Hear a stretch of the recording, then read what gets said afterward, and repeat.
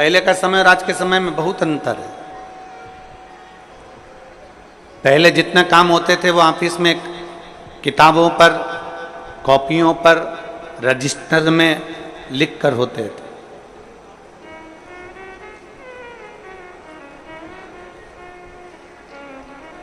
पहले के जितने कार्य होते थे वो सब रजिस्टर पर लिख कर होते थे, कॉपी किताब में लिख कर होते थे। अब धीरे धीरे धीरे धीरे वो काम कम होता चले गया और लैपटॉप पर, कंप्यूटर पर वो सारा काम, वो सारा डाटा उस पर आ गया। अब कॉपियों का काम कम हो गया, अब लिखा पढ़ी का काम कम हो गया और कंप्यूटर का, लैपटॉप का जमाना आ गया। लैपटॉप पर लोग लिखने लगे, कंप्यूटर पर लोग नोट करने लगे और उसको पूरा की पूरा डाटा उतारने लगे। पहले जो काम 2 महीने में होता था, अब वो काम केवल 1 हफ्ते में, 5 दिन में, 3 दिन में, 7 दिन में हो जाता है।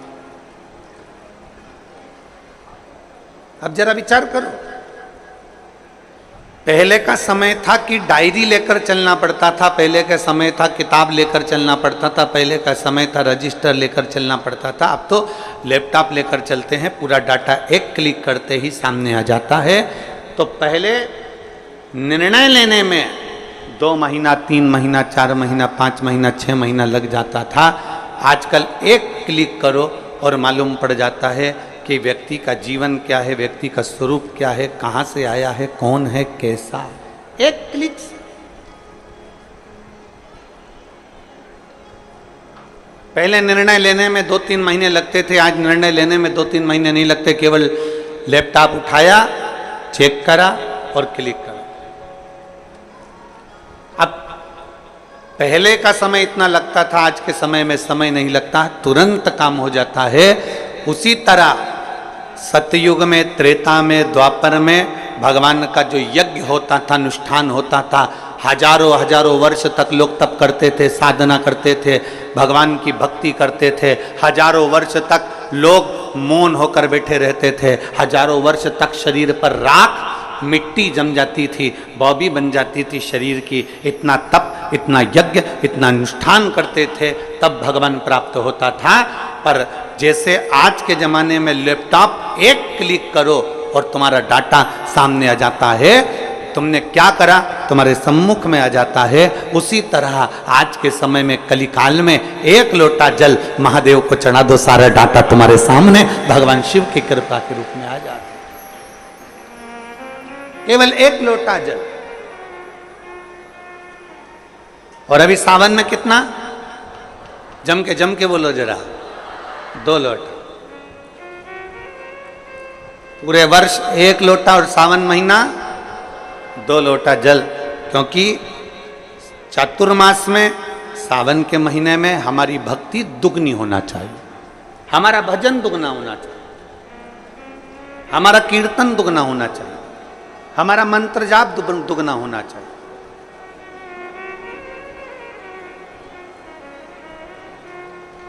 और मैंने तेरे ही भरोसे बाबा, तेरे ही भरोसे हवा बिच उड़ती जावांगी बाबा, डोर हत्तो छड़ना मैं कट्टी जावांगी। भोले मैं तेरी पतंग, शंभो मैं तेरी पतंग, हवा बिच उड़ती जावागी बाबा, डोर हत्तो छड़ना मैं कट्टी। अपनी भक्ति को दुगना करिए, अपने विश्वास को दुगना करिए, अपनी दृढ़ता को दुगना करिए। गया जमाना जब किताबों से, डायरियों से, लिखा पढ़ी से काम होता था। आज का जमाना लैपटॉप का है, तुरंत काम होता है। इसलिए भगवान फल भी तुरंत देता है। जैसा कर्म करोगे वैसा फल तुम्हें तुरंत भोगना, तुरंत।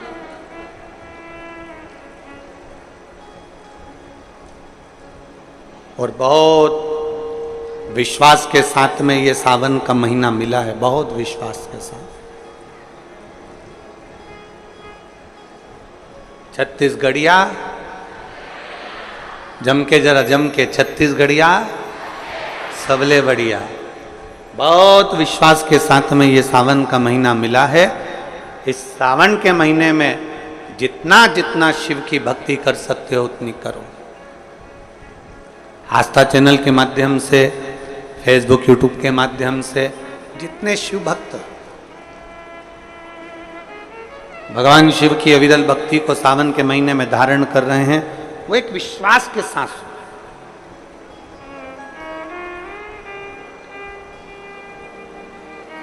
एक भरोसे के साथ। अभी हम जहां रुके हैं न्यू कुर्सी पार, कुर्सी पार है कि कुर्सी पार है? हाँ तो तुम समझ गए ना? हाँ ठीक है। हम जहाँ रुके हुए हैं न्यू कुर्सी, हाँ तुम समझ लेना, कुर्सी कुर्सी एक ही बात है, ठीक है। हम न्यू डैश डैश डैश पार रुके हैं। तो वहाँ जिस भवन में हम रुके हैं अग्रसेन अग्रवाल समाज का, तो सुबह सुबह लगभग 5 साढ़े 5 बजे हम जब सुबह मॉर्निंग वॉक कर रहे थे, घूम रहे थे, तो वहाँ एक माताजी ने एक बहुत सुंदर प्रश्न किया। कथा की शुरुआत है, ध्यान से सुनना। उस माँ ने एक प्रश्न किया कि गुरुजी,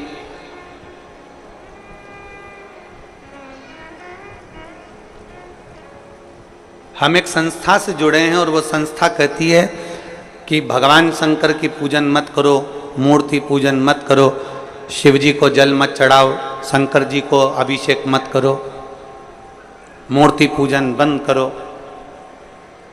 क्यों मूर्ति की पूजन करो?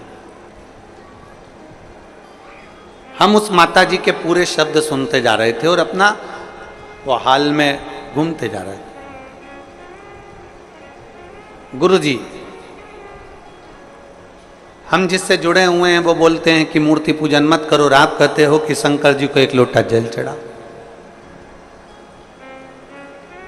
हम जिनसे जुड़े हैं वो कहते हैं कि मूर्ति बाहर निकाल दो, घर से बाहर कर दो मूर्ति को, मूर्ति एक भी घर में नहीं होना चाहिए, और जितना बन सके उतना ध्यान लगा कर बैठे रहो भगवान का, भगवान तुमको मिलेंगे। मूर्ति बात,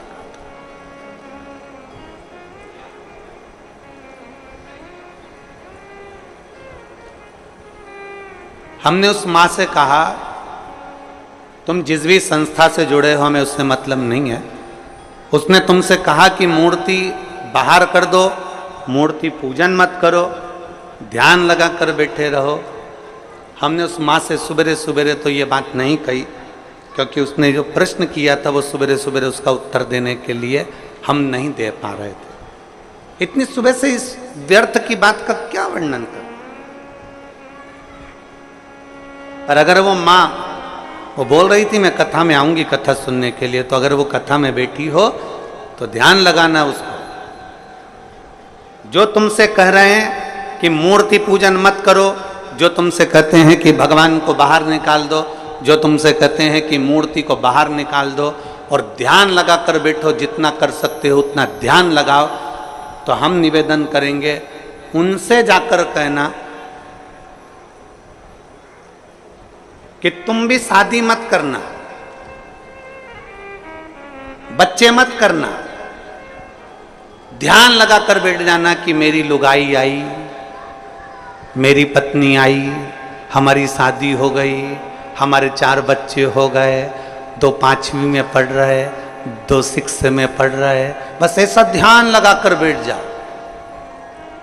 ध्यान लगा कर बैठने से पत्नी प्राप्त हो जाएगी क्या?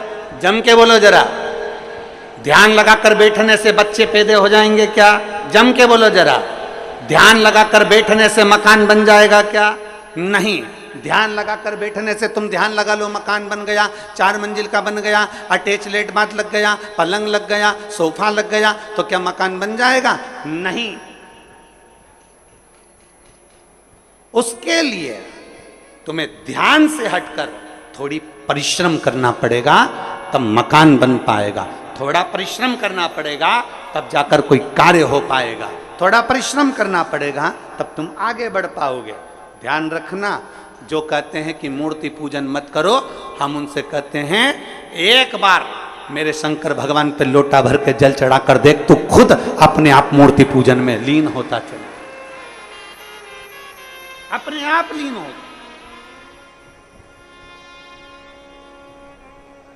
कोई लेट बनता है, कोई जल्दी बनता है। शिव को जल चढ़ाने वाला एक दिन सेठ जरूर बनता है। सेठ जरूर बनेगा। थोड़ा समय लग सकता है, थोड़ा समय लगेगा।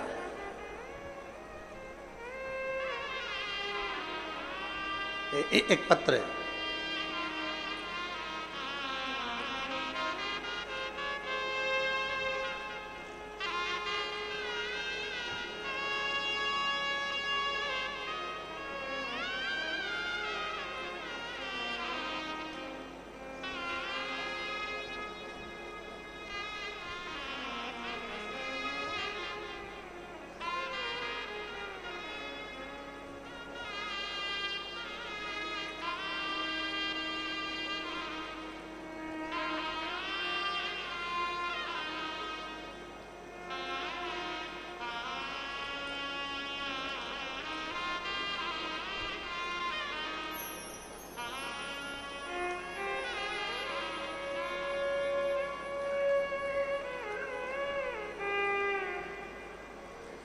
मेरा नाम मनीराम देवांगना।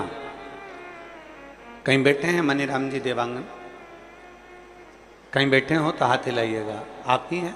ऐसा हाथ हिला दो। आ जाओ, एक बेलपत्र लेकर चले जाना। हाथ हिलाओ एक बार वापिस। आ जाइए। मेरा नाम मनीराम देवांगन है। मैं भाटापारा जिला बालोदा बाजार, भाटापारा छत्तीसगढ़ का निवासी हूँ। मेरा मोबाइल नंबर ये है। एक लोटे जल का मैं क्या वर्णन करूं। मैं कपड़े की फेरी लगाता हूं। साइकिल पे कपड़ा बांधना, ले जाना, बेचना। 1 साल से मेरी कपड़े की फेरी ठीक नहीं चल रही। इतना दुखी हो गया कि भोजन के भी लाले पड़ने लगे। बड़ी मुश्किल से जिंदगी चलने लगी। अब करूं तो करूं क्या? एक दिन मेरे पिताजी ने मुझसे कहा कि तू एक काम कर। वो सियोर वाला महाराज कहता है कि शंकर जी पर अगर 1 लोटा जल चढ़ाओगे, उसको जल चढ़ाने वाला एक ना एक दिन सेठ जरूर बनता है। अब तू फेरी भी लगा, मना नहीं, पर पहले शिव जी को जल चढ़ा।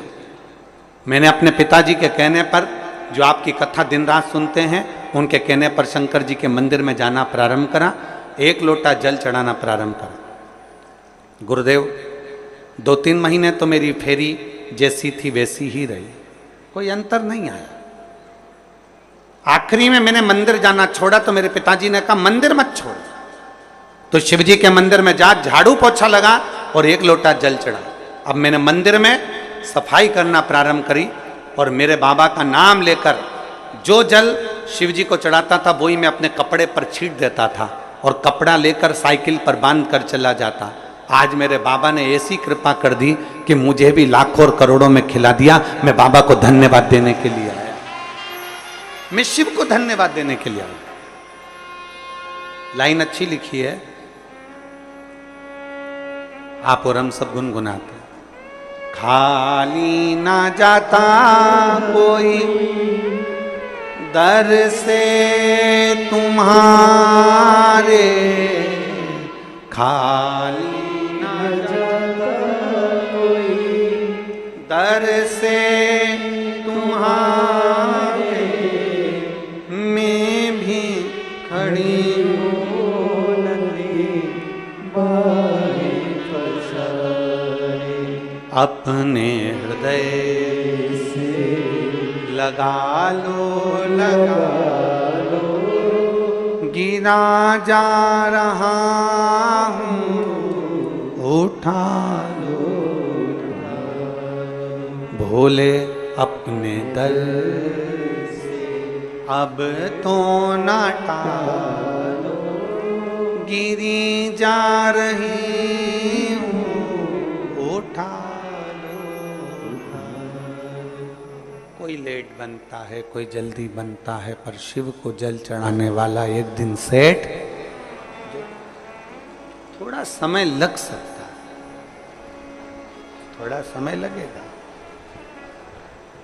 थोड़ा समय लग सकता है, पर यदि तुम्हारा विश्वास पक्का है, यदि तुम्हारा भरोसा पक्का है, यदि तुम्हारी दृढ़ता पक्की है,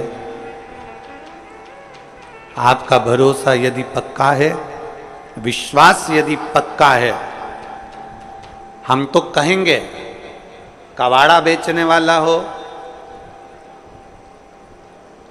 फल का ठेला लगाने वाला हो, पान की दुकान लगाने वाला हो, चाहे छोटे से छोटा काम करने वाला व्यक्ति भी हो, और अगर वो शंकर जी के मंदिर में जाकर एक लोटा जल चढ़ा रहा है, सफाई कर रहा है, तो ये विश्वास मानना 2 महीना, 3 महीना, 4 महीना, 6 महीना, 1 साल इंतजार जरूर करना। मेरा बाबा तुम्हारा वो जल चढ़ाने वाला हाथ एक दिन पकड़ लेगा और तुमको खींच कर आगे बढ़ा ही देगा, ये निश्चित है। थोड़ा समय लग सकता है,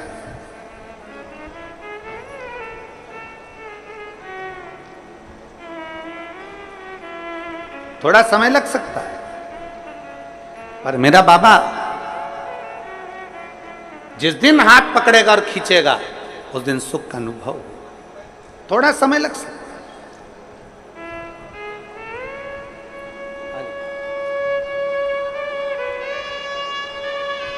एक विश्वास, साइकिल पे कपड़ा बांध कर बेचने वाले के लिए भी शंकर ऐसी अविरल भक्ति पैदा कर दिया कि उस बच्चे ने लिखा है कि मुझे भंडार भरकर इतना दे दिया मेरे बाबा ने कि मुझे कमी।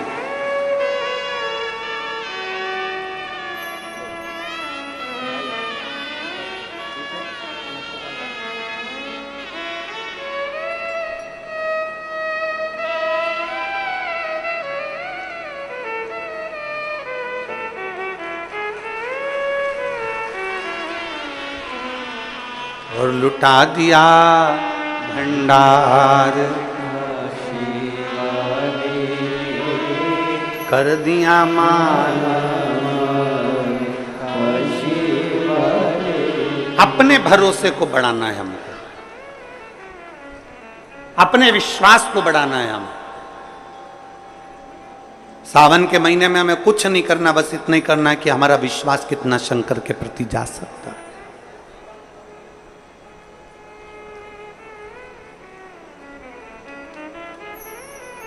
बहुत सारे मिलेंगे आपको जो शंकर जी से आपको दूर करते जाएंगे, बहुत मिलेंगे। पर मेरा निवेदन, आपके घर के पास, आपके नगर में, आपके खेड़े में, आपके मोहल्ले में, आपके क्षेत्र में जहां शिव का मंदिर है, वहां रोज जाओ, एक लोटा जल लेकर शिव के पास जाओ।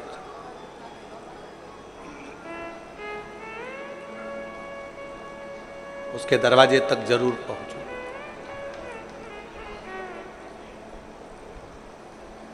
24,000 श्लोक का यह अपार समुद्र है शिव महापुराण की कथा। 12 संहिताओं में इसको बांट दिया गया है और 24,000 श्लोक की इस अपार समुद्र में से आप और हम बैठकर केवल 1-2 मोती निकाल पाएंगे, और उस मोती को भी अगर हमने अपने पास में रख लिया तो समझ लो कि हमारी जिंदगी सार्थक हो। ज्यादा हम नहीं निकाल पाए। शिव महापुराण में से मात्र 1-2 मोती, 7 दिन की कथा में से हमको वो अनमोल मोती निकालना है। वो मोती हमारी जिंदगी की सार्थकता को उत्पन्न करे। और जिसने 2 मोती निकाल लिए उसका जीवन सार्थक।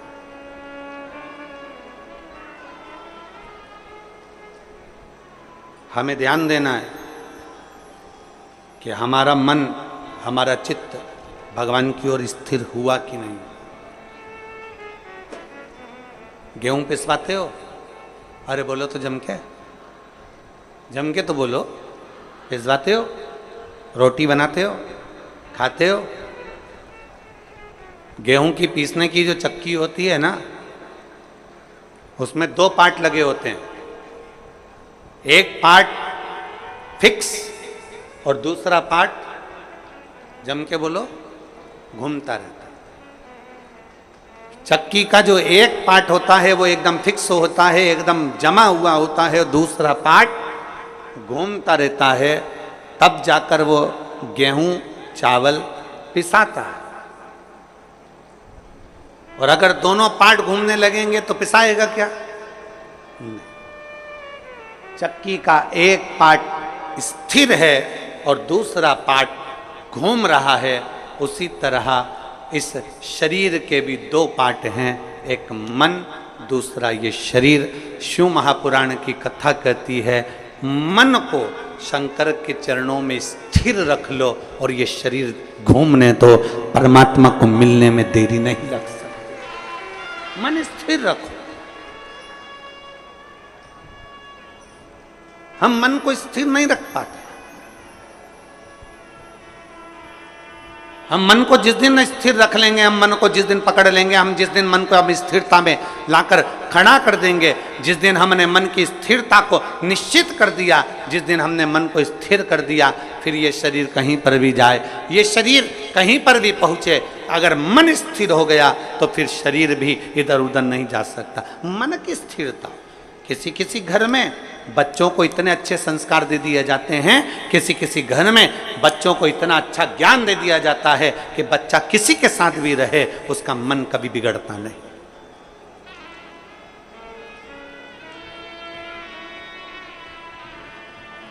वो बच्चा कभी नहीं बिगड़ता।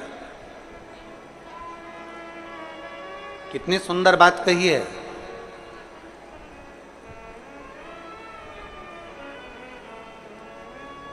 केकई मंथरा अयोध्या में रहने के बाद भी नहीं सुधरे,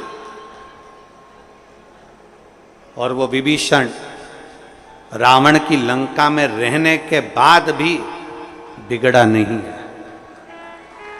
नहीं बिगड़ा।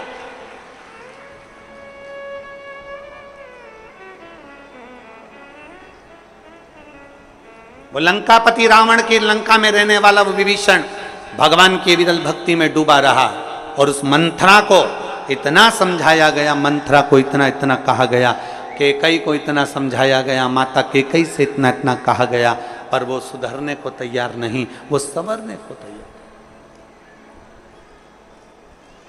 अपने मन को स्थिर बनाओ।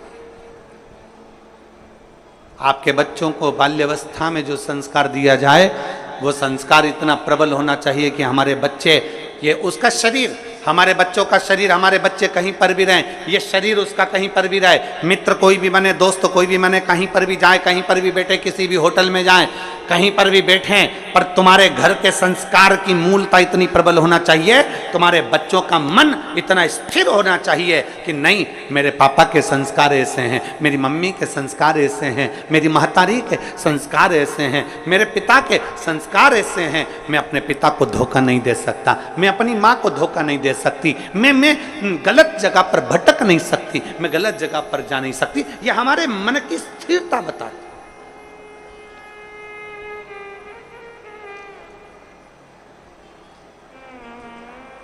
आज का जो माहौल चल रहा है ना, ये मेरी जीजियों और मेरे जितने जीजा बैठे हैं वो भी सावधानी से सुने। आज का जो माहौल चल रहा है, मोबाइल का नेटवर्क मालूम पड़ जाता है कि कहां है, मोबाइल का नेटवर्क मालूम पड़ जाता है कि कहां है, पर घर के बच्चों का नेटवर्क मालूम नहीं पड़ पाता कि वो कहां है।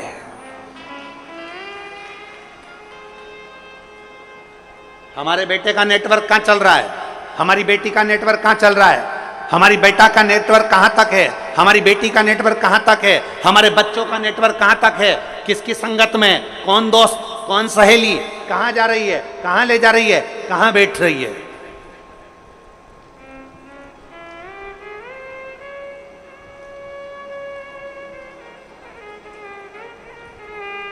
नेटवर्क कहां है। गुरु नानक देव जी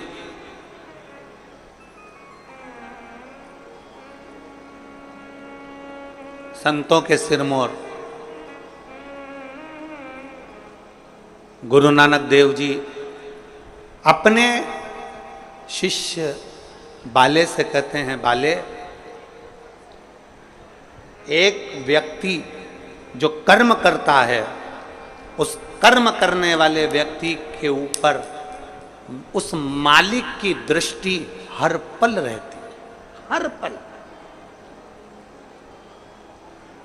जैसे आज की भाषा में कहें कि दुनिया के लोग कहीं पर भी रहें, वो सोचते हैं कि हमने जो करा वो परमात्मा ने नहीं देखा, हमने जो किया वो भगवान ने नहीं देखा। हम पुण्य करते हैं तो सारी दुनिया में डोंडी पीट देते हैं, और हम पाप करते हैं तो किसी से नहीं कहते, छुपा लेते हैं। उसको लगता है कि मैंने किसी से नहीं कहा। गुरु नानक देव जी कहते हैं, बाले, हमारे एक एक कर्म पर हमारे ईश्वर की, उस परमात्मा की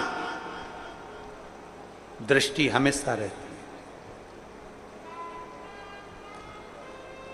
मोबाइल का नेटवर्क मालूम पड़ सकता है कि कहां है, पर आज के बच्चों का नेटवर्क मालूम नहीं पड़ पाता कि बच्चे कहां, किससे बात कर रहे हैं, मोबाइल में किससे चैटिंग कर रहे हैं, किससे बात की जा रही है, कौन है, कौन सहेली है, कौन दोस्त है, कौन व्यक्ति कैसा है, उसको नहीं मालूम पड़ता। मोबाइल का नेटवर्क मालूम पड़ जाएगा, पर बच्चों का नेटवर्क नहीं मालूम पड़ पाता। इसलिए निवेदन आप सबसे, शिव महापुराण कथा के माध्यम से जितने मेरे विश्व के पूरे संपूर्ण विश्व में बैठे हुए श्रोता भाई बहन जो शिव महापुराण की कथा को सुन रहे हैं, उनसे निवेदन है, सावन के महीने में अपने बच्चों के हाथ में एक लोटा जल पकड़ाओ और उसको भी शिवालय तक भेजो, जिससे उसका मन स्थिर होगा। शरीर भले घूमता जाए पर मन की स्थिरता बनना चाहिए। शरीर भले घूमे पर मन की स्थिरता हो, स्थिर। मकान किसने बनाया? तुमने मेहनत कर कर। घर बनाया तुमने मेहनत कर कर, एक एक रुपया जोड़कर तुमने महल बनाया, नगर बसाया, मकान बनाया, घर बनाया, परिवार बनाया, पत्नी का half set, full set, sofa set, सब कुछ घर में ला कर दिया, डिनर सेट, सब कुछ दिया। उसके बाद भी मनुष्य अगर घर में अपसेट रहे तो ऐसे सेट का कोई मतलब नहीं। उसके बाद भी अगर अपसेट हो तो उसका कोई मतलब नहीं।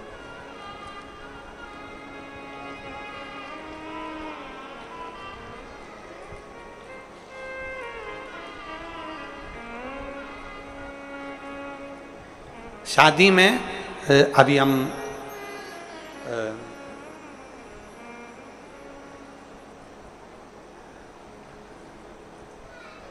बीच में कथा थी एक महाराष्ट्र में, तो हम एक शादी में गए, वो नहीं माने कि वो बेटी ने जिद कर ली कि नहीं, गुरुजी नहीं आएंगे तो मैं बरमाला नहीं डालूं, फेरे नहीं करूं, फिर हमको जाना पड़ा। अब वो बेटी ऐसा हाथ करी, हमने उसके हाथ में श्रीफल वगैरह दिया, तो उसके हाथ में नाम लिखा हुआ था। तो हमने बेटी से पूछा, क्यों रही ये हाथ में नाम किसका लिखा है? तो बेटी ने कहा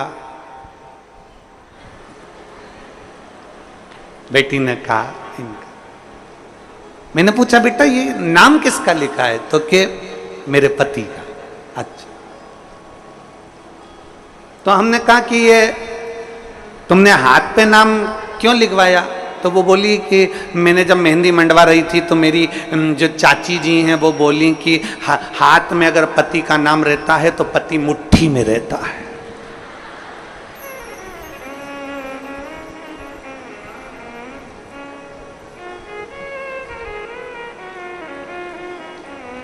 तो फिर हमने कहा बेटा फिर तो पति की जगह सास का लिखाना था, फिर पति का क्यों? अगर हाथ पे नाम लिखने से पति मुट्ठी में आ जाए तो सास का नाम लिखाती कि सास मेरी मुट्ठी में हो जाए। देख, हमने उस बेटी से कहा, देख संसार में किसी को मुट्ठी में करने का प्रयास मत करो, प्रयास करो कि मेरे हाथ से सब छूटे रहें और मेरा महादेव मेरे हाथ में पकड़ा रहे, बस इससे ज्यादा मेरा देव अधिदेव महादेव मेरे हाथ से पकड़ा।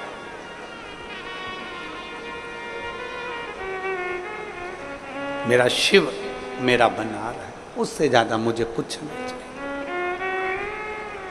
हम संसार के लोगों को अपना बनाने का प्रयास कर रहे हैं, हम संसार के लोगों को अपना बनाने का प्रयास कर रहे हैं, हम संसार के लोगों को अपना जोड़ने का प्रयास कर रहे हैं, हम संसार के लोगों को ये विचार करते हैं ये परिवार नाते रिश्ते कुटुंब कबीले सब मेरे बनते चले जाएं। शिव पुराण कहती है हम जितना जितना संसार के लोगों को अपना बनाने का प्रयास करेंगे ये हमसे दूर हटते चले जाते हैं। इसलिए प्रयास ये करो कि हमारा शिव, हमारा शंकर, हमारा ओघड़दानी, मेरा देव अधिदेव महादेव, मेरा शंभु, मेरा त्रिकालदर्शी, मेरा शिव हमारा बन जाए, बाकी की दुनिया भले जाए तो जाए। और शंभु शरणे पड़ी मांगू घड़ी रे दुख काटो दया करीन दर्शन शंभु शरणे पड़ी मांगू घड़ी रे दुख काटो दया करीन दर्शन। हम शिव को अपना बना, हम शंकर को अपना बना।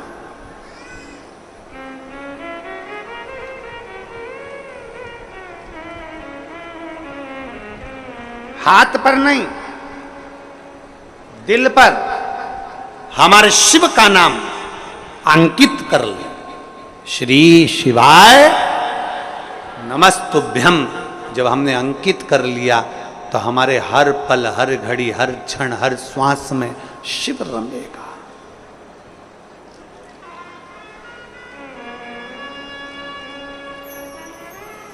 वो कावड़ देना,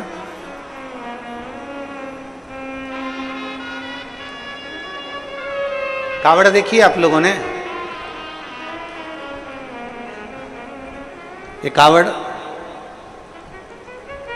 इसमें दो तो पानी के कलश रहते हैं, दो पानी के लोटे रहते हैं, भक्ति की डोरी बंधी होती है और एक बांबू, एक बांस लगा रहता है। इसमें मूलतः डंडे का प्रयोग में बांस का प्रयोग किया जाता है। इसमें मूलतः इस कावड़ में डंडे के प्रयोग की जगह बांस का, बांबू का। इधर छत्तीसगढ़ में क्या बोलते हैं? बांस बोलते हो, बांबू बोलते हो? बांस। महाराष्ट्र में बांबू बोलते हैं इसको, बांबू। मूलतः प्रयोग होता है। अब जब हम इस कावड़ में अगर देखें तो सबसे मुख्य अगर कुछ होता है कावड़ ले जाने में तो वो बांबू होता है, बांस होता है। और बांबू का जो पेड़ होता है, बांस जो होता है, उसमें थोड़ी दूर तक अच्छा रहता है, फिर गठान आ जाती है, फिर थोड़ी दूर तक अच्छा रहता है, फिर गांठ आती है, फिर थोड़ी दूर तक अच्छा रहता है, फिर गांठ आती है। बोलो देखा कि नहीं देखा आप लोगों ने? बांबू में जगह जगह पर गांठ आती रहती है और बांबू अंदर से पोला रहता है। कोई कोई बांबू, कोई कोई बांस ठोस भी होता है, पर कितना भी ठोस हो बांस, उसके अंदर थोड़ा ना थोड़ा पोलापन रहता ही रहता।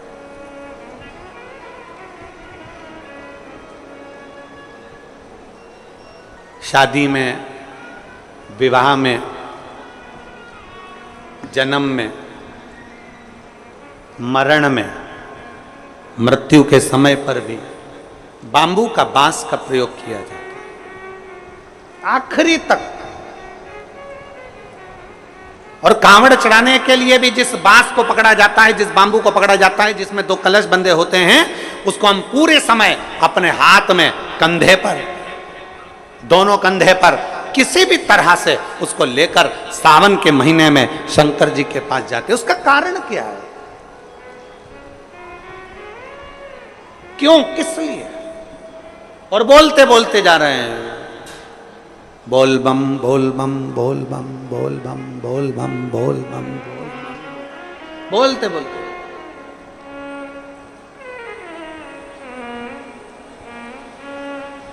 एक श्रीमद् भागवत कथा सुनी आप लोगों ने? जम के बोलो जरा, जम के। सबने सुनी है भागवत जी? भागवत जी में एक प्रसंग आता है कि धुंधकारी बांबू के अंदर, बांस के अंदर जाकर बैठ जाता है। 7 दिन की कथा होती है। 7 दिन में धुंधकारी फिर वो बांस के 7 गांठों में से बाहर निकल जाता है और उसकी मुक्ति हो जाती है, उसका मोक्ष हो जाता है।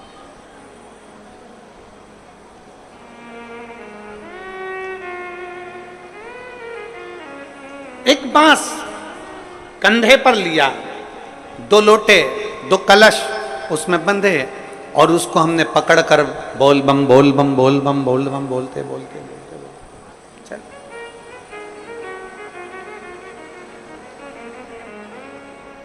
आखिरी में हम जो बांबू पकड़े हैं, जो बांस पकड़े हैं, वो बांस की महत्वता सावन के महीने में क्यों हो जाती है? क्यों कावड़ बांबू पर ही बांध कर ली जाती है? उसका कारण क्या है? उसका केवल एक कारण है, हे देवाधिदेव महादेव, इस बांबू में गांठें हैं। और सरलता में जाइए, देखो, बहुत बहुत सरलता में जाइएगा। हमारे भारत की भूमि के जो जगत गुरु शंकराचार्य जी हैं, वो भी अपने हाथ में दंड रखते हैं, वो भी बांबू, वो भी बांबू, वो भी बांस।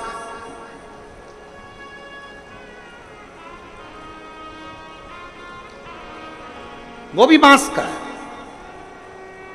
कंधे पर कावड़ ली और कावड़ लेकर जब हम चले, हम पकड़कर बोल बम बोलते बोलते जा रहे हैं, उस कावड़ के डंडे को पकड़े हैं और आखिरी में शिव जी के मंदिर में जाकर भगवान शंकर को जल अर्पित करते हैं।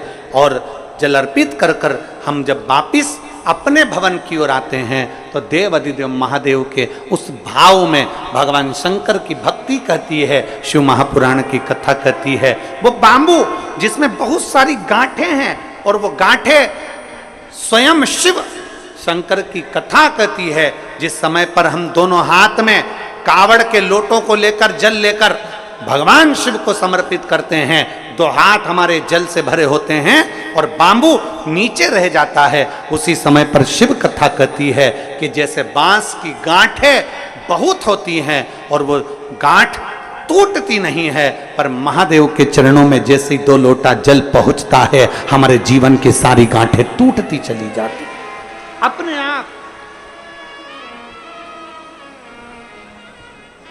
कई लोग छत्तीसगढ़ से, मालूम नहीं जाते कि नहीं जाते, हमें नहीं मालूम, पर देवघर, बाबा धाम छत्तीसगढ़ से जाते हैं लोग बाग? हाथ उठाओ जरा, जाते हैं?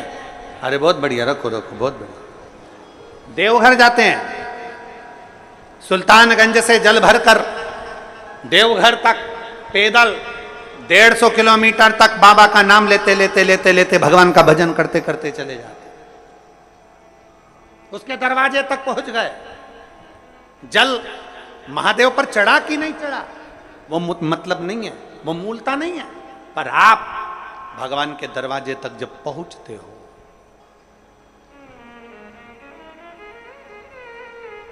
आप भगवान के द्वार तक जब पहुंचते हो, तो भगवान उसको स्वीकार करते हैं।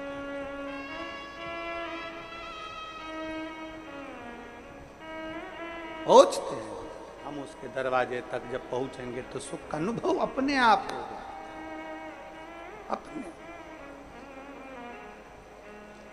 शिव कथा कहती है, कावड़ लेकर जब हम भगवान देवादिदेव महादेव की ओर बढ़ते हैं, कावड़ लेकर,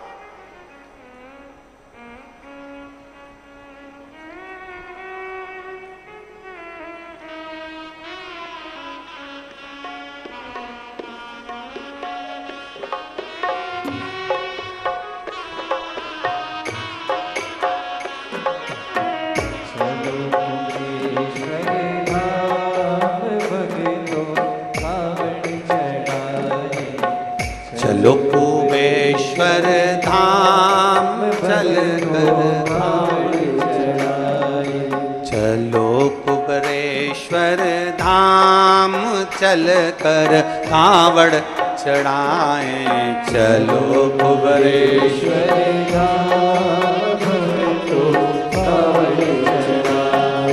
कावड़ चढ़ाए मेरे भोले को रिझाए, कावड़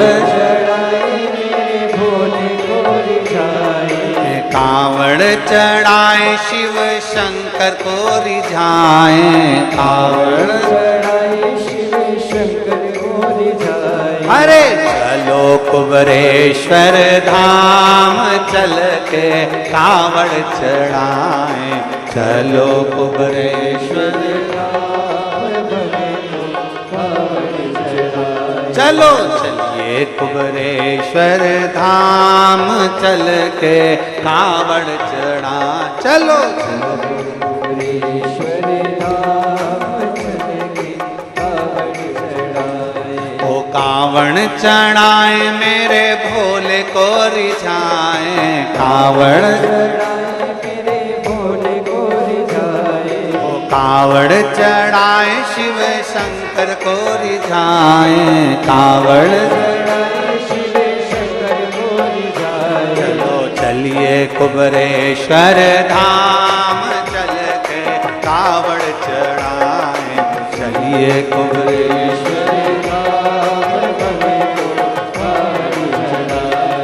चलिए कुबेश्वर धाम चल के कावड़ चढ़ाए, चलिए कुबेश्वर धाम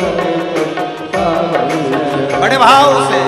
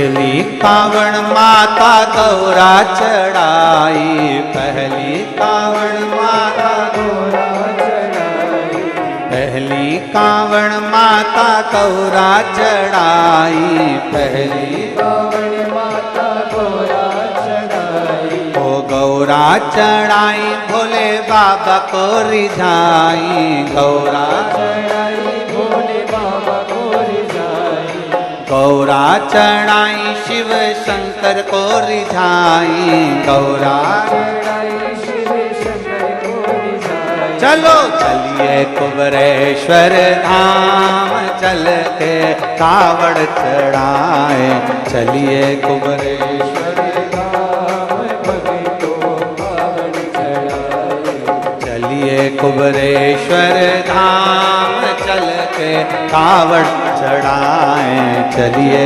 कुबरेश्वर धाम भक्तों कावड़ चढ़ाए।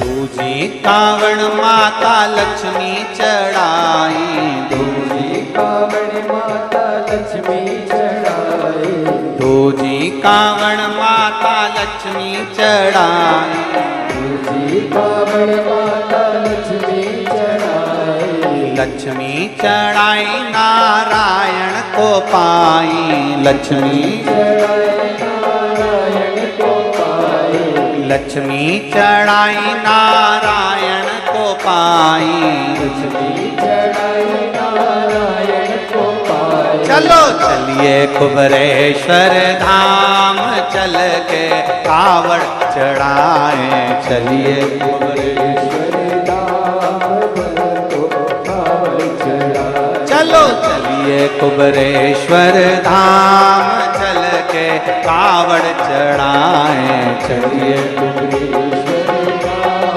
कावड़ चढ़ाए।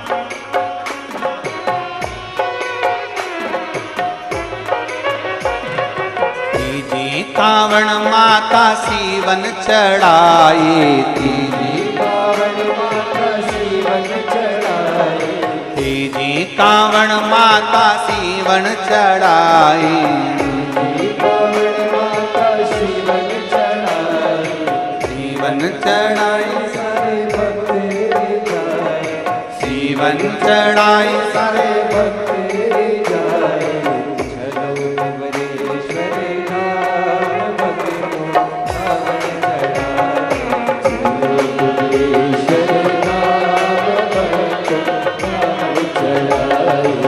चलो कुमरेश्वर धाम भक्तों कावड़ चढ़ाए, चलो चलिए कुबरेश्वर धाम चल के कावड़ चढ़ाए, चल के कावड़ चढ़ाए, चल के कावड़ चढ़ाए, चल के कावड़ चढ़ाए, चलो चलिए कुबरेश्वर कावड़ चढ़ाए, चल के कावड़ चढ़ाए, चल के कावड़ हार हार।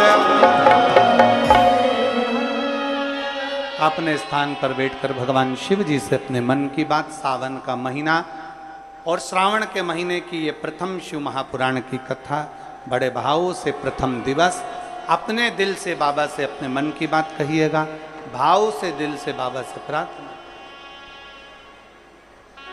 जहां जगह मिले वहां बैठकर, पीछे वाले अगर कीचड़ हो रहा हो तो खड़े खड़े छातों के नीचे, और जो अंदर बैठे हैं जिनको जगह है वो बैठकर बाबा से अपने मन की बात करें,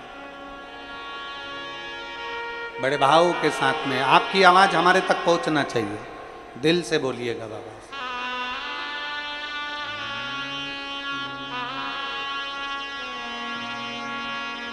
श्री शिवाय नमस्तु, श्री शिवाय नमस्तु, श्री शिवाय नमस्तु, श्री शिवाय नमस्तु, श्री शिवाय नमस्तु।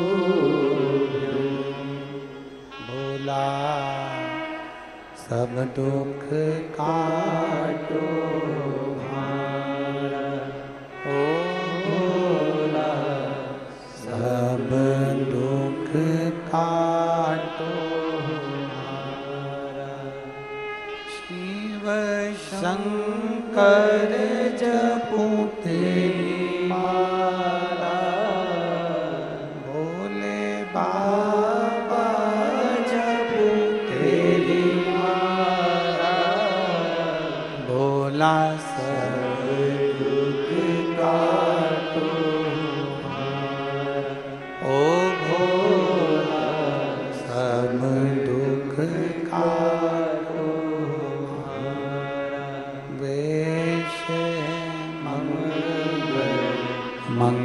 मंगलकारी, वेश मंगलकारी, शमशान वासी हमारा, शमशान वासी हमारा, ओ भोला सब दुख काटो भारा, ओ भोला सब दुख काटो भारा। भगवान देवती देव महादेव, भगवान शिव की कथा कहती है, सावन के महीने में विश्वास के साथ में जो हम भगवान की कावड़ लेकर जाते हैं, उसमें जो डंडा लगा होता है वो बाम्बू का होता है, उसमें भी गांठें होती है, वो गांठें खुल जाती है। कहते हैं शिव के नजदीक जैसे जैसे पहुंचते हैं वैसे वैसे हमारी जिंदगी की गांठें खुलती चली। शिव महापुराण में एक देवराज नाम का ब्राह्मण, महात्म में कथा थी, एक देवराज नाम का ब्राह्मण, ब्राह्मण कुल में जन्म जरूर ले लिया पर ब्राह्मण जैसा कर्म नहीं कर पाया।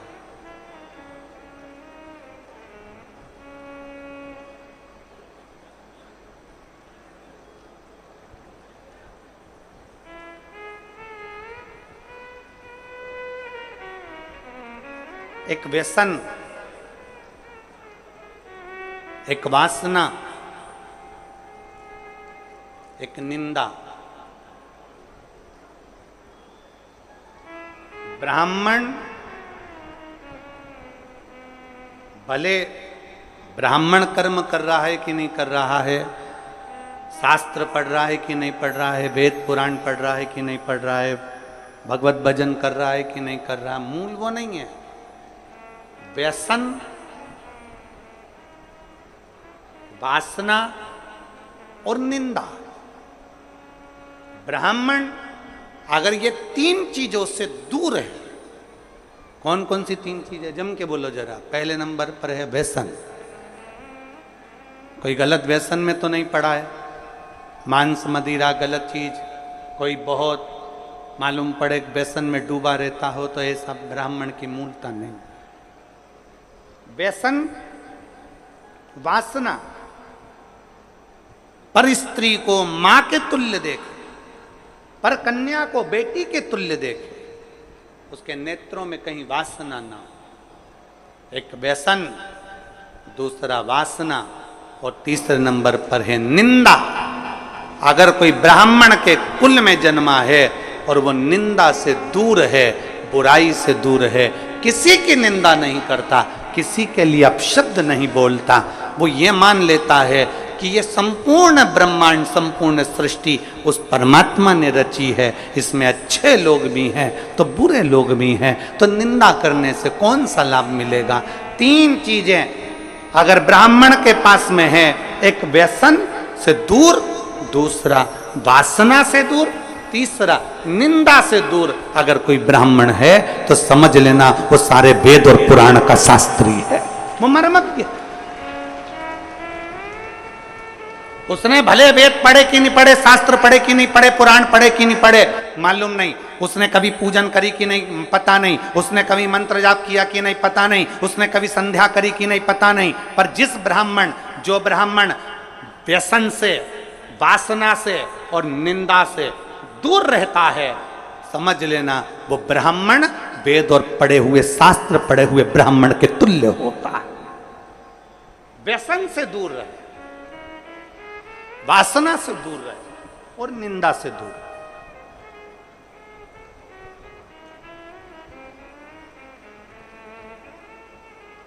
व्यसन, वासना और निंदा से जो दूरी बना लेता है, समझ लो वो श्रेष्ठ है, वो श्रेष्ठ।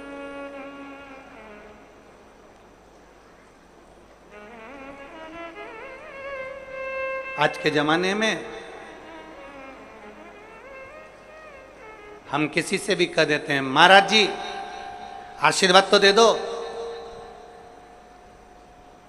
अगर चतुर महाराज होगा, चतुर होगा तो वो कह देगा मेरे आशीर्वाद से क्या करना, तुम्हें अगर आशीर्वाद लेना है तो अपने घर के बुजुर्गों का, माता पिता का और परमात्मा का आशीर्वाद लेते रहो, जिंदगी सार्थक हो जाए।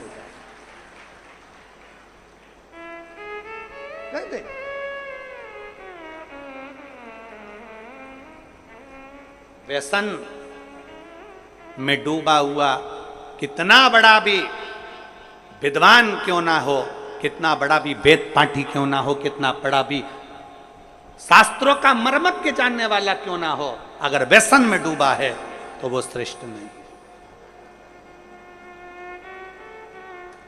कितना बड़ा भी मर्मज्ञवान हो, कितना बड़ा भी वेद पाठी हो, कितना बड़ी विद्वत्ता हो, अगर वो वासना में डूबा है तो वो श्रेष्ठ नहीं।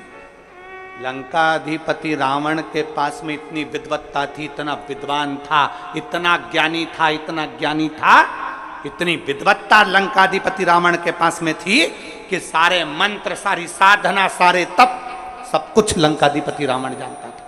पर व्यसन में भी रावण डूबा रहा, वासना में भी रावण डूबा रहा, और निंदा में भी रावण डूबा रहा। इसलिए कोई दिया जलाने वाला नहीं बचा, समाप्त हो गया संपूर्ण। आप भले वेद ना पढ़िए, आप भले शास्त्र ना पढ़िए, आप बड़े मर्मज्ञ मत बनिए, आप बड़े विद्वान मत बनिए, पर ब्राह्मण के 3 लक्षण अगर आपके अंतर्गत हैं, आप व्यसन से दूर हो, आप वासना से दूर हो, आप निंदा से दूर हो, किसी की निंदा आपके मुख पर नहीं आती, किसी की बुराई आपके मुख पर नहीं आती, समझ लेना कि कहीं ना कहीं आप शंकर का एक रूप धरकर पृथ्वी पर आए हो, कहीं ना कहीं राम का एक रूप रखकर आप मृत्यु लोक में आए हो, कहीं मेरे कृष्ण ने आप पर कृपा करी तो कहीं अपने अंश को भूमि पर भेज दिया। अगर इन 3 चीजों से आप दूर हो, सबको भरमाती है, माया किसको नहीं पकड़ती। एक चेला और एक गुरुजी जा रहे थे, नदी में बहाव था, चेले ने गुरुजी से कहा, गुरुजी एक कम्मल बेरा है।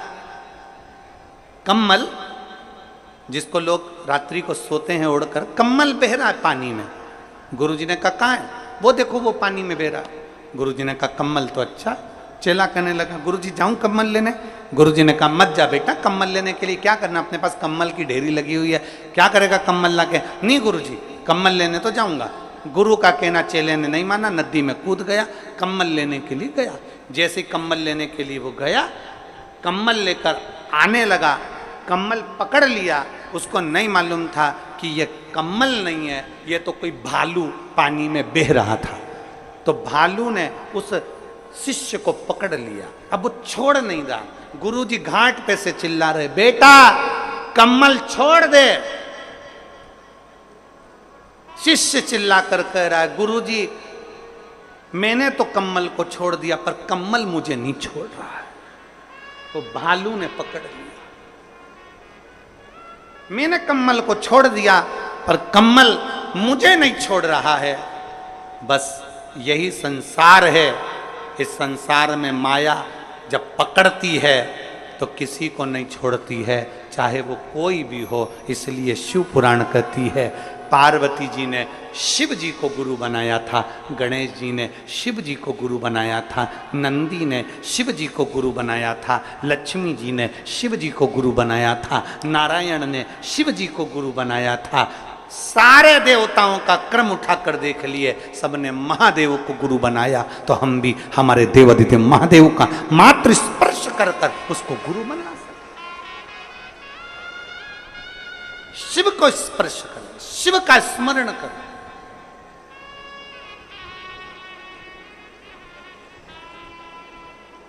व्यसन, वासना और निंदा ये दूर रहे। और कितना कितना छत्तीसगढ़ पुलिस, छत्तीसगढ़ शासन की जो पुलिस है, वो तो निरंतर कई सालों से एक अभियान चलाती आ रही है, व्यसन मुक्त, नशा मुक्त, नशे से मुक्त। शायद भारत की संपूर्ण प्रदेशों में से केवल एक छत्तीसगढ़ की पुलिस एक ऐसी होगी जो यह अभियान चलाती है कि हमारा प्रदेश, हमारा देश नशे से मुक्त हो। एक बार जोरदार ताली बजाओ छत्तीसगढ़ पुलिस के लिए, साधु होता है। नशे से मुक्त हो। और शिव महापुराण भी यही कह रही है। आज के दुनिया के लोग कह देते हैं शंकर भगवान तो भांग का नशा करते हैं, शंकर भगवान गांजे का नशा करते हैं, शंकर भगवान चिलम पीते हैं, भगवान शंकर ऐसा करते हैं। दुनिया के लोगों की दृष्टि गड़बड़ हो गई है, दुनिया के लोगों की सोच गड़बड़ हो गई है। शंकर भगवान को दुनिया के लोग केवल बदनाम करने में लगे हुए हैं, इसलिए उनके जो फोटो बना दिए वो गांजा पीते हुए बना दिया, उनके फोटो बना दिए चिलम पीते हुए बना दिया, उनका फोटो बना दिया लोटे में भांग पीता हुआ बना दिया। अरे मेरे देव अधिदेव महादेव ना कभी गांजा पीते हैं ना कभी भांग पीते हैं। मेरे महादेव तो नशे से मुक्त रहने की सलाह देते हैं कि नशे से मुक्त रहिए, नशे से मुक्त। ये तो दुनिया की दृष्टि गलत है ना। जिसकी गलत दृष्टि होती है ना उसी को गलत दिखता है। रोड पे गाय ज्यादा हो जाती है तो दुनिया के लोग कहते कितनी आवारा गाय घूम रही है। अरे आवारा तेरी आंख हो गई जो तुझे गौ माता भी आवारा नजर आ रही है। आवारा तेरे नेत्र हो गए इसलिए तुझे गौ माता आवारा नजर आ रही है। याद रखना, हमारी दृष्टि जैसी होती है सामने की सृष्टि वैसी नजर आती है। नीला चश्मा लगाओगे तो नीला दिखेगा, काला लगाओगे तो काला दिखेगा, पीला चश्मा लगाओगे तो पीला दिखेगा, गुलाबी लगाओगे तो गुलाबी दिखेगा। जैसा चश्मा आंखों में चढ़ा रहेगा वैसा दिखेगा। हम जैसे हैं वैसे हमको सब नजर आते हैं। गौ माता कभी आवारा नहीं होती, हमारी दृष्टि आवारा हो गई। दूध निकाला छोड़ दिया, रोडों पर फिर रही है, कचरा खा रही है, पॉलीथीन खा रही है और उसकी दशा बिगड़ रही है। कहीं से तो गुजारा करेगी, कहीं से तो पेट भरेगी गौ माता। वो आवारा नहीं है, आवारा हमारी दृष्टि है।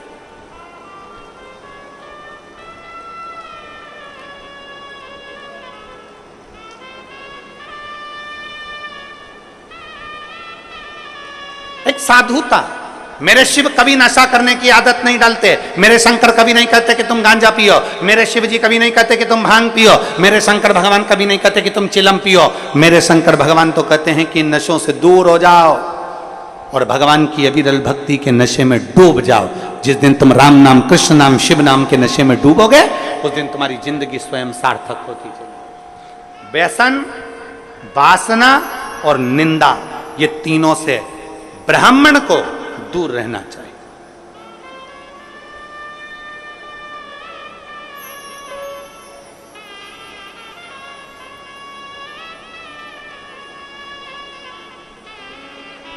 कई लोग कहते हैं ब्राह्मण की पहचान होती है यज्ञोपवीत से, कई लोग कहते हैं ब्राह्मण की पहचान होती है तिलक से, कई लोग कहते हैं ब्राह्मण की पहचान होती है शिखा से। पर शिव महापुराण की कथा कहती है ये तीन से ब्राह्मण की पहचान तो होती है, पर तीन चीजें ब्राह्मण को परमात्मा से मिला देती है। एक व्यसन से मुक्ति, एक वासना से मुक्ति और एक निंदा से मुक्ति। ये तीन चीजें परमात्मा से मिला। व्यसन, वासना और निंदा ये दूर हो जाए।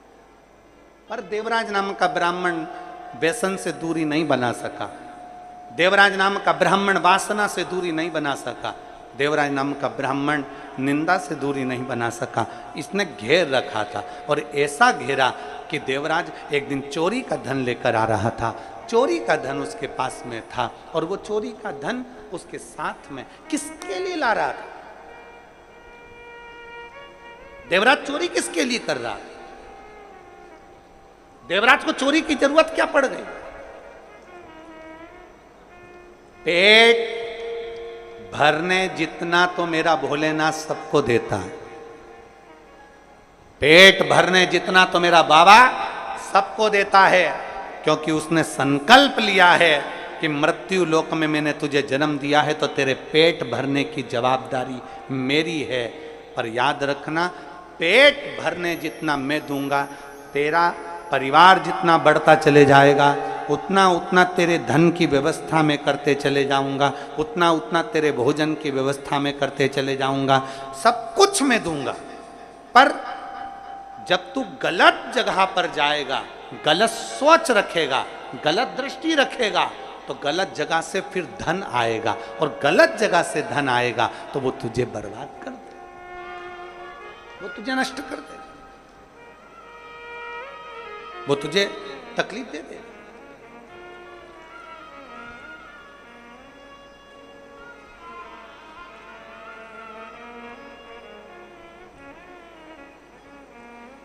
व्यक्ति नौकरी करता है,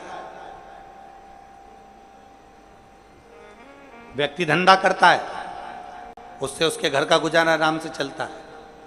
पर जब वो सोचने लगता है कि पड़ोसी के घर में एक गाड़ी आई है, बहुत जोरदार आई है, गाड़ी मुझे भी चाहिए, तब फिर वो एक का दो करना प्रारंभ कर देता है।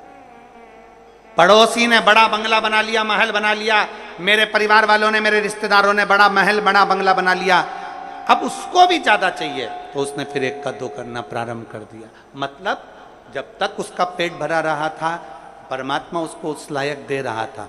धन ज्यादा चाहिए था तो गलत काम करना उसने प्रारंभ कर दिया। देवराज अपनी पत्नी, अपने बच्चों के साथ रहता था, भोलेनाथ उसका गुजारा करता था। जब तक अकेला था तनख्वाह भी कम थी, काम भी कम था। पत्नी आ गई, थोड़ा काम धंधा बढ़ गया, थोड़ा बिजनेस बढ़ गया। बच्चे हो गए तो और काम धंधा बाबा ने बढ़ा दिया। संतान का सुख आया, थोड़ा और बढ़ गया और। पर देवराज जब तक तो ठीक रहा। अब देवराज एक दिन कहीं से निकल रहा था और एक सुंदर सी वेश्या ने उस देवराज को देख लिया और देवराज उस वेश्या को देखकर एक टकटकी निगाह में स्तब्ध हो गया। वेश्या को देखकर देवराज की स्थिरता बन गई। देख रहा, वेश्या ने देवराज को देखा, देवराज ने वेश्या को देखा। दोनों ने आपस में रहे, पत्नी पर ध्यान नहीं गया, बच्चों पर ध्यान नहीं गया। एक दिन वेश्या के मुख से निकल गया, जो रानी है और रानी के गले में जो रानी हार है वो मुझे चाहिए। अभी तक बहुत अंतर है महाराज, धर्म पत्नी में और दूसरी नारी में यही अंतर आता है।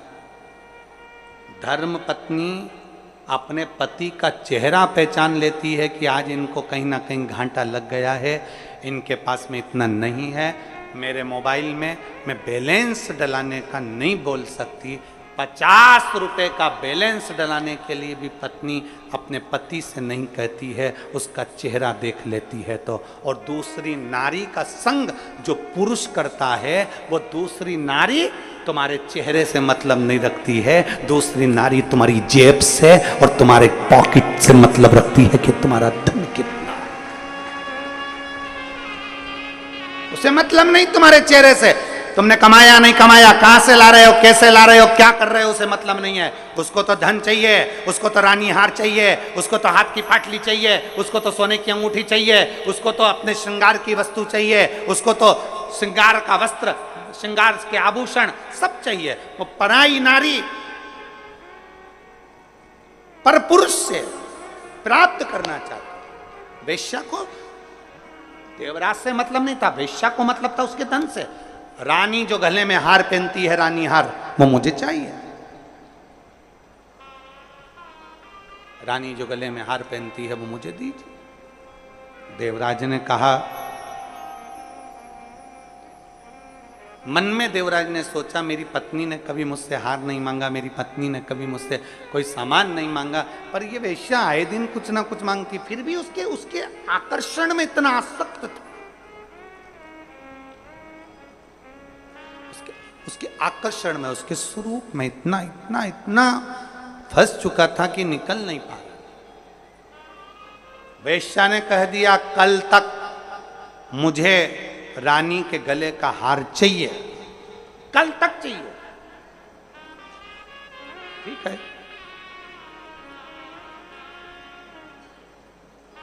गया, रानी के गले का हार चुराकर चोरी का सामान लेकर भाग रहा था। पीछे दूत लग गए, शरीर में कष्ट हो गया, बहुत तपन होने लगी, बुखार सा आ गया, आगे बढ़ नहीं पा रहा था, ठंड बहुत लग रही थी, करूं क्या। तभी उसने विचार करा कहीं जाके छुप जाता हूं। उसको मालूम नहीं था शिव जी के एक शिवालय में, शंकर का मंदिर नहीं होता, शंकर का शिवालय होता। मंदिर में भगवान स्थिर होकर बैठते हैं। राम जी का मंदिर, भगवान कृष्ण का मंदिर, भगवान दत्त का मंदिर, देवी जी का मंदिर, देवता जी का मंदिर, इसका मंदिर, उसका मंदिर हो सकता है, पर शंकर का मंदिर नहीं होता। शंकर का जो मंदिर होता है उसको शिवालय कहते हैं। शिवालय का मतलब होता है कि जब हम एक लोटा जल चढ़ाने के लिए शंकर के मंदिर में जाते हैं तो शिव हम में लय हो जाता है और हम शिव में लय हो जाते हैं, वो शिवालय कहलाता है। शंकर हमारे भीतर, हम शंकर के भीतर। मंदिर में भगवान स्थिर होता है, शिवालय में भगवान स्थिर नहीं होता। शंकर के मंदिर में नंदी बाहर होता है। प्रतिदिन शाम का समय प्रदोष काल में शंकर भगवान पार्वती को लेकर नंदी पर बैठकर रोज अपने भक्तों के घर घूमने के लिए जाते हैं, उनको आशीर्वाद देने के लिए जाते हैं। वो शिवालय है, शिव मंदिर नहीं।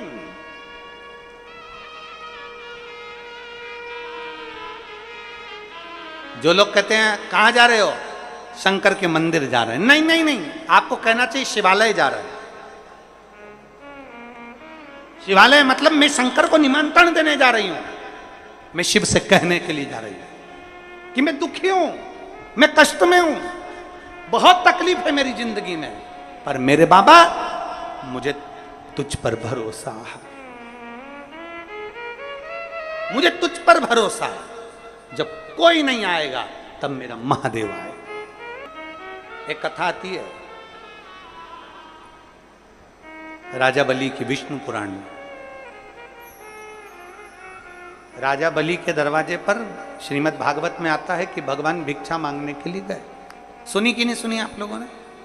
3 पग भूमि मांगी थी राजा बलि के दरवाजे पर बामन भगवान।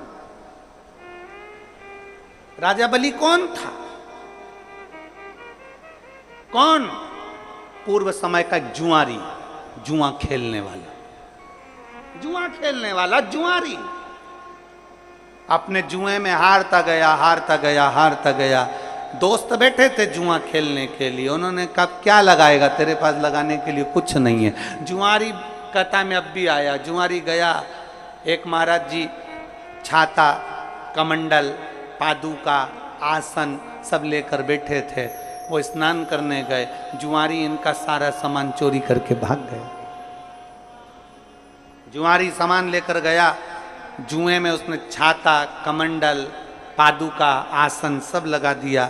चोरों ने विचार करा, जुआरियों ने विचार करा कि हमेशा हारता है, आज भी हारेगा। सब ने अपनी अपनी दौलत पूरी लगा दी और मालूम पड़ा आज वो जुआरी जो हारता था वो जीत गया, जीत गया, करोड़पति बन गया। अंबर धन दौलत बहुत हो गई। और जब धन बढ़ता है तो 3 मित्र बढ़ते हैं, धन बढ़ता है तो 3 दोस्त बढ़ते हैं। पहला ताली, धन बढ़ने से ही प्रशंसा करने वाले बढ़ जाते, बहुत बढ़िया भैया, लगे रहो भैया, क्या बात भैया, प्रशंसा करने वाले बढ़ जाते हैं। दूसरे नंबर पर थाली, धन बढ़ते से ही खाने वाले बढ़ जाते हैं, होटल में ले जाने वाले बढ़ जाते हैं। चलो आज पार्टी मनाएंगे, चलो उस होटल में चलते हैं, बड़ा एंजॉय करेंगे, पार्टी मनाएंगे। धन बढ़ते से ही थाली मित्र बढ़ गए, ताली मित्र बढ़ गए, और धन बढ़ते से ही प्याली मित्र बढ़ गए। मैं खाने में पीने वाले भी बढ़ जाते हैं जैसे धन बढ़ता है। 3 मित्र बढ़ गए। वो जुआरी के 3 मित्र बढ़ गए, सारा बर्बाद करने वाले बढ़ गए।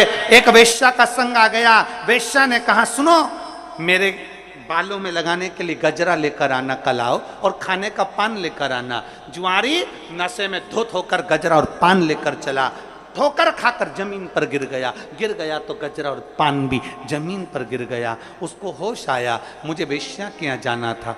गजरा तो मिट्टी में हो गया, पान मिट्टी में हो गया।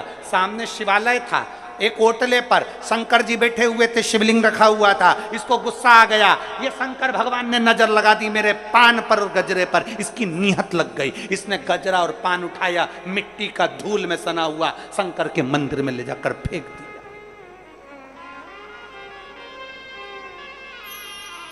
शिव के मंदिर में ले जाकर डाल दिया, ले तू खा ले। और नशे में धुत था, चले गया। 4 दिन के बाद कहीं नशे में डूब कर पानी में मर गया, ऊपर गया। धर्मराज ने कहा इसके पाप पुण्य देखो कितने। चित्रगुप्त महाराज ने कहा इसने सारे पाप करे हैं, बस एक पुण्य करा है, शंकर जी के मंदिर में गजरा और पान दिया था। एक पुण्य करा है, शंकर जी के मंदिर में गजरा और पान दिया था। इतने में धर्मराज बोले ये पुण्य नहीं करा, नशे में था। वेश्या गजरा नहीं लेती मिट्टी का, वेश्या पान नहीं लेती मिट्टी का, इसलिए शंकर जी के ऊपर फेंक दिया था। चित्रगुप्त महाराज ने कहा भले फेंका, नशे में भी शंकर तो याद था, नशे में भी शिव तो याद था। फेंकने को नल्ली में गटर में फेंक देता, पर शंकर के ऊपर फेंका, शंकर तो याद था। कई लोग कहते हैं यहां का जल मत चढ़ाओ वो गंदा है, वहां का जल मत चढ़ाओ वो गंदा है। शिव महापुराण की कथा कहती है शंकर के करीब में जाने पर धतूरा भी कीमत वाला बन जाता है। शंकर के करीब में जाने पर तो राख शमशान की भी, भस्म भी करोड़ों में बिक जाती है। शंकर के करीब में जाने पर तो एक मिट्टी भी सोना बन जाती है, तो शंकर के करीब में जाने से जल भी गंगा जल बन जाता है। जल भी गंगा जल बन जाता है। शिव के करीब में जब जाता है तो, शंकर के करीब में जाता है तो गंगा जल बन जाता है। शिव के करीब में गया। गंगा जी में बहुत सारी फैक्ट्रियों का पानी जाता है, बहुत सारा गंदा पानी भी गंगा में जाता है, पर गंगा जल बन जाता है। यमुना जी में दिल्ली की फैक्ट्रियों का पानी जाता है, आगरा की फैक्ट्रियों का पानी जाता है, गंदा पानी जाता है, तो भी वो यमुना का जल बन जाता है। छिपरा जी में ढेरों पानी जाता है, पर वो छिपरा का जल बन जाता है। सरयू में, कावेरी में, गोदावरी में, गंगोत्री में, नर्मदा में ढेरों जल जाता है, वो जल बन जाता है। उसी तरह जल हमेशा पवित्र रहता है, उसकी पवित्रता कभी समाप्त नहीं होती, उसमें चाहे कितना भी मिल जाए, जल जल होता है। बोल बम का नारा है, बाबा एक सब। बुद्धि में कीचड़ भर गया तुम्हारे, बुद्धि में भरा। कह दिया चित्रगुप्त महाराज ने, नहीं, इसको नशे में भी शिव याद है, इसको नशे में भी शंकर याद है, इसको नशे में भी शिव दिख रहा, नशे में शिव। एक बहन ने पत्र लिखा है, उस पत्र में बहन ने लिखा, हमारे पास में गंगा जल नहीं है, हमारे पास में पवित्र नदी नहीं है, हमारे पास में कोई बड़ा कुंड बावड़ी नहीं है, हम जल कहाँ का चढ़ाएं अपने देवालय शिवालय में। मेरी उस बेटी से निवेदन है, तुम्हें कहीं जाने की जरूरत नहीं है, तुम्हारे गांव में, तुम्हारे नगर में, तुम्हारे शहर में जो नदी हो, जो बावड़ी हो, जो तालाब हो, जो कुंड हो, उसी का जल ले जाकर चढ़ा देना, मेरा महादेव गंगा जल के बराबर स्वीकार करेगा। मेरा शंभू उसको गंगा जल के बराबर स्वीकार करेगा। तुम्हारे पास में जो हो, तुम्हारे नजदीक में जो हो, तुम्हारे करीब में जो हो, उसका जल लेकर जाओ। तुम्हारे पास में जो, तुम्हारे करीब में जो है, उसका जल। देवराज, शिव के मंदिर कोई पुण्याई थी, एक गजरा और बीड़ा गया, उस पुण्याई के बल पर देवाधिदेव महादेव की कथा कहती है कि धर्मराज ने कह दिया, चित्रगुप्त महाराज, जितने कदम चलकर ये शंकर जी के मंदिर तक पहुंचा है, उतने समय के लिए इसको इंद्र का राज्य दे दो। और इंद्र का राज्य उस जुआरी को मिल गया था जिसने सब दान कर दिया था। तब भगवान विष्णु ने कह दिया था, रे जुआरी, तूने इतना दान करा, मेरा मन करता है तू पृथ्वी पर राजा बलि बनेगा और मैं तेरे दरवाजे पर भिक्षा मांगने के लिए आऊंगा। भिक्षा मांगने के लिए नारायण भिक्षा मांगने के लिए पहुंचे हैं उसके दरवाजे पर। जिसने केवल गजर और बीड़ा मिट्टी में सना हुआ, बेकार बेकार मिट्टी में सना हुआ, वो दे दिया।